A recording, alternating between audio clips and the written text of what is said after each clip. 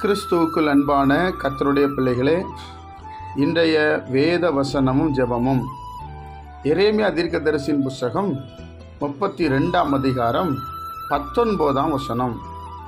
யோசனையிலே பெரியவரும் செயலிலே வல்லவருமாயிருக்கிறீர்.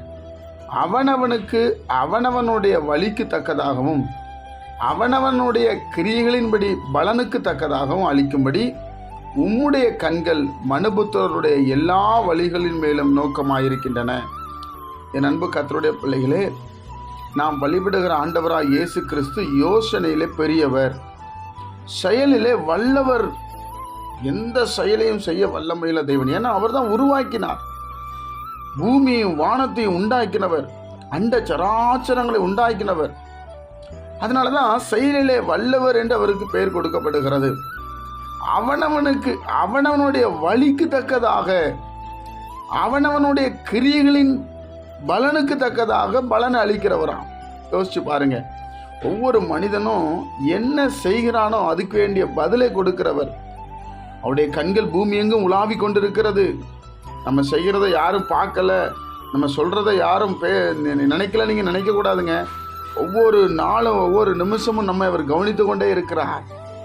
அந்த கிரியைகளுக்கு ஏற்ற பலன் தான் நமக்கு வரும். நீங்க நன்மை செய்தா வண்டியா நன்மை வரும். நம்ம தீமை செய்தால் தீமையும் வண்டியாய் வரும். அதுதான் முக்கியம். பிரியமானவர்களே, கொடுக்கப்பட்ட காலத்திலே கொடுக்கப்பட்ட நாட்களிலே மற்றவங்களுக்கு நன்மை செய்கிறவராகவும் தேவனாகிய கர்த்தரை உயர்த்தி பிடிக்கிறவராகவும் நாம் இருக்க வேண்டும். ஏன்னா நம்முடைய வழிகள் எல்லாம் நோக்கமாக இருக்கின்றன. நம்மளை பார்த்து கொண்டே இருக்கிறார். யோசனையில பெரியவருங்க. நம்ம யோசனை அவர் யோசனை கிட்டே போகாது. ஆமா, சிறியவனை பொழுதிலிருந்து தூக்கி எடுக்கிறவர், எளியவனை குப்பையிலிருந்து உயர்த்துகிற தேவன், செயலில் வல்லவருமாய் இருக்கிறார். அவர் செயல்பட்டா எல்லா காரியத்தையும் செய்து முடிச்சிருவார். பயப்படாதீங்க. ஆண்டவரை முழுவதும் சார்ந்துருங்க. இந்த வார்த்தையை விசுவாசிங்க. ஜெபிப்போமா? பிதாவே, உம்முடைய குமாரன் இயேசு கிறிஸ்துவின் நாமத்தில் நாங்கள் வருகிறோம். யோசனையில் பெரியவரும் செயலிலே வல்லவருமா இருக்கிற தேவனே, எங்களை இந்த நாள் முழுவதும் நீ நடத்துங்கப்பா. இந்த நாளை எங்களுக்கு ஆசீர்வதித்து தாங்க. உடைய பிரசனை எங்கள் மத்தியில் அளவில்லாமல் ஊற்றப்படட்டும்.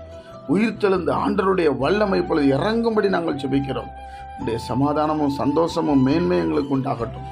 நீர் செய்ய நினைத்தது ஒரு நாளும் தடைபடாது சுவாமி. எங்களை தாழ்த்தி ஒப்பு கொடுக்கிறோம். இந்த நாளை எங்களுக்கு ஆசீர்வதித்தார். இயேசுவின் மூலம் ஜெபிக்கிறோம் நல்ல பிதாவே. ஆமென்.